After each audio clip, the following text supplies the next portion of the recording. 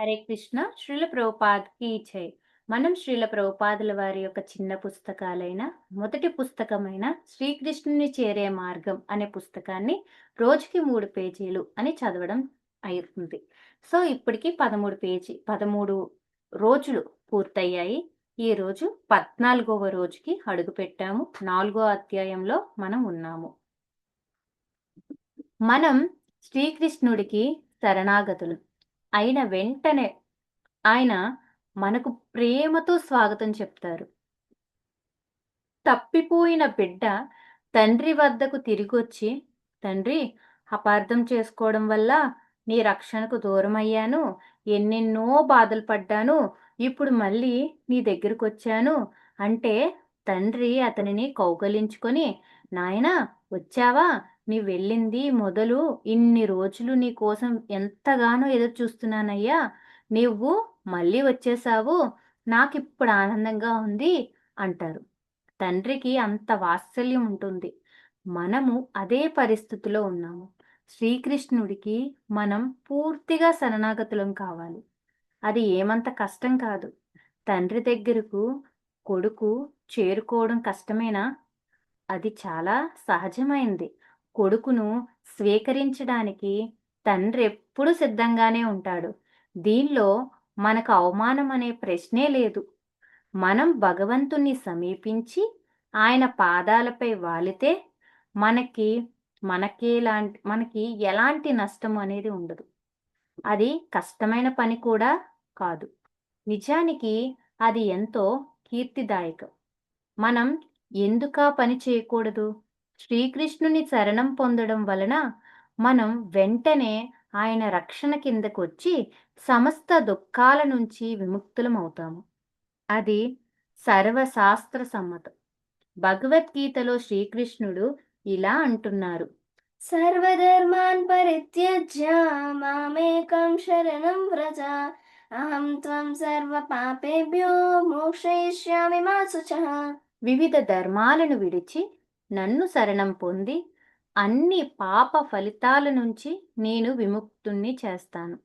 భయపడకు. భగవద్గీత 18వ అధ్యాయం 66 శ్లోకం. మనం భగవంతుని పాదాలపై వాలిన వెంటనే ఆయన రక్షణలోకి వస్తాము. ఆ క్షణం నుంచి మనకిక భయం అంటూ ఉండదు. బిడ్డలు తల్లిదండ్రుల రక్షణలో ఉన్నప్పుడు తమకు హాని జరగకుండా తల్లిదండ్రులు చూసుకుంటారు. పిల్లలు నిర్భయంగా ఉంటారు. మామేవ ఏ ప్రపద్యంతే. నన్ను ఎవరైతే శరణిస్తారో, ఆశ్రయిస్తారో వారికి భయమే ఉండదు అని శ్రీకృష్ణుడు ప్రకటించారు. Important point. శ్రీకృష్ణునికి శరణాగతం అవుతే ఎంతో తేలిక అవడం. అయినప్పటికీ మనం ఎందుకలా చేయడం లేదు? అలా చేయకపోగా దేవాది దేవుని ఉనికికి మనలో చాలామంది ప్రశ్నిస్తున్నారు. ప్రకృతి, విజ్ఞాన శాస్త్రం నిజమైనవి. భగవంతుడు అబద్ధం అంటున్నారు. జ్ఞానాభివృద్ధికి, నాగరికత అభివృద్ధికి అర్థం మానవులు మరంత పిచ్చివారైపోవడమా? ఈ వ్యాధి తగ్గడానికి బదులు మరింత ముదిరిపోతుంది. మనుషులు దేవాది దేవుణ్ణి లెక్క చేయడం లేదు. ప్రకృతినే లెక్క చేస్తున్నారు. అందుచేతనే ప్రకృతి వారిని 3 విధాలైన దుఃఖాలతో బాధపెడుతుంది. ప్రతి దినం 24 గంటలు మనం ప్రకృతి చేత ఇలా తన్నులు తింటూనే ఉన్నాము. కానీ ఈ తన్నులు తినడం మనకు ఎంతగా అలవాటయిందంటే అది మనకు హాయిగానే ఉన్నట్లు అనిపిస్తుంది. ఏదో సాధారణ విషయంలాగా కనిపిస్తుంది. మనం నేర్చుకుంటున్న విద్యను చూసుకొని మనం గర్వపడుతున్నాం. పైగా భౌతిక ప్రకృతితో మనలను తన్ను తంతున్నందుకు నీకు కృతజ్ఞతం అని దయచేసి నిత్యం ఇలా తంతూనే ఉండండి అన్నట్టుగా అంటున్నాం.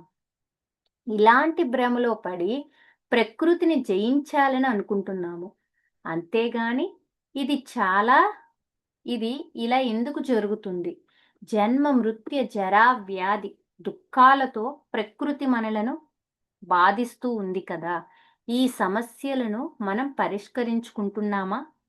వీటికి పరిష్కరించకపోతే జ్ఞానంలోను, నాగరికతలోను మనం ఏ రకమైన ప్రగతిని సాధించినట్లు? ప్రకృతి అనులగ్నించనీయమైన శాస్ శాసనాలను శాసనాలకు బద్ధులమైపోయి, పైగా ప్రకృతిని జయించామని భ్రమిస్తున్నాము. మాయ అంటే ఇదే. శరీరం ఇచ్చిన తండ్రికి శరణాగతులు కావడం కొంత కష్టంగా అనిపించవచ్చును. ఎందుకంటే అతడు సామాన్యుడు. అతని జ్ఞానం, సామర్థ్యం పరిమితులు. కానీ శ్రీకృష్ణుడు అలాంటి సామాన్యమైన తండ్రి కాదు. ఆయన అనంతుడు. ఆయన జ్ఞానం, శక్తి, సంపద, సౌందర్యం, కీర్తి, వైరాగ్యం అన్నిటిలో అపరిమితుడు, పరిమితులు, పరిపూర్ణులు. అలాంటి తండ్రి దగ్గర చేరి ఆయన సంపదలను అనుభవించడం వలన మన అదృష్టమని మనం భావించాలి. అయితే ఎవ్వరూ దీన్ని పట్టించుకోవడం లేదు. పైగా ఇప్పుడు దేవాది దేవుడు లేనే లేడని కూడా ప్రచారం చేస్తున్నారు. మనుషులు ఎందుకు ఆయనకు వెతికి కనుక్కోవడం లేదు? దీనికి సమాధానం భగవద్గీతలోని తర్వాత శ్లోకంలో చెప్పబడింది. నామాం దుష్కృతినో మూఢ ప్రపద్యంతే నరాధమా మాయాయపాహృత జ్ఞాన ఆసురం భావమాశ్రితం. చెడు పనులు చేసేవారు, మూర్ఖులు, మానవాదములు, మాయచేత అపహరించబడిన జ్ఞానం కలవారు, రాక్షసులకు సంబంధించిన నాస్తిక స్వభావం కలవారు నన్ను శరణం పొందజాలరు. భగవద్గీత 7వ అధ్యాయం 15వ శ్లోకం. మూఢులు పై విధంగా వర్ణించబడ్డారు. దుష్కృతులైన వాడు శాస్త్ర విధులకు వ్యతిరేకి. వేద విధులను ధిక్కరించడమే నాగరికతగా భావిస్తాడు. ఈ లక్షణాలన్నీ బట్టి సుకృతులు అంటే శాస్త్ర ధిక్కరం చెయ్యనివాడు అని భావించాలి. సుకృతికి దుష్కృతికి గల భేదం నిర్ణయించడానికి ఒక కొలబద్ద ఉండాలి. క్రైస్తవులకు, ముస్లింలకు, హిందువులకు, బౌద్ధులకు ప్రతి నాగరిక దేశానికి ఒక పవిత్ర గ్రంథం ఉంటుంది. దాని ప్రకారం నడవని వాడు వెలవేయబడతాడు. అతనినే దుష్కృతులు అంటారు. ఈ శ్లోకంలో పేర్కొనబడిన మరో వర్గం మూఢులు, నరాధములు. ఇక్కడ ఇతడు మానవ సంఘంలో అట్టడుగున ఉన్నవాడు.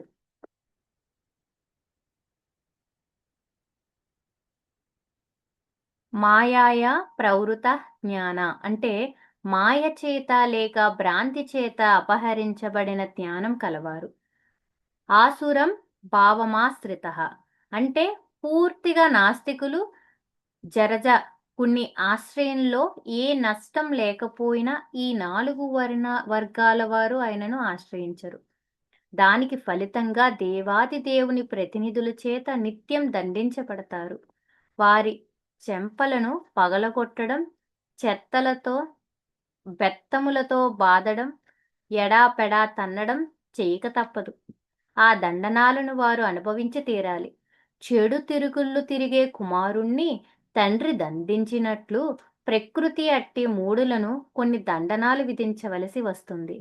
అయినా ప్రకృతి మనకు ఆహారాన్ని, ఇతర అవసరాలను అందిస్తూ పోషిస్తూ ఉంటుంది. అత్యంత ఐశ్వర్యవంతుడని బిడ్డలము కనుక ఈ సౌకర్యాలు మనకు కొనసాగుతూ ఉంటాయి.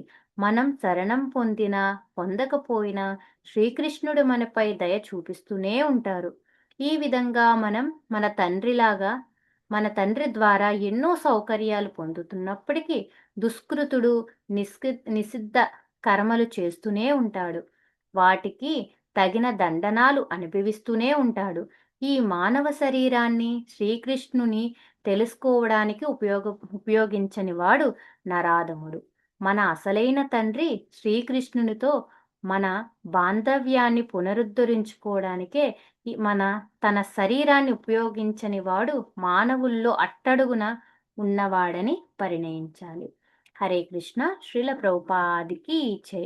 మనం ఇక్కడితో స్టాప్ చేయడం అనేది జరుగుతుంది. 14వ రోజు అనేది పూర్తయింది. శ్రీ శ్రీ రాధా దామోదర్ భగవాన్కి జై.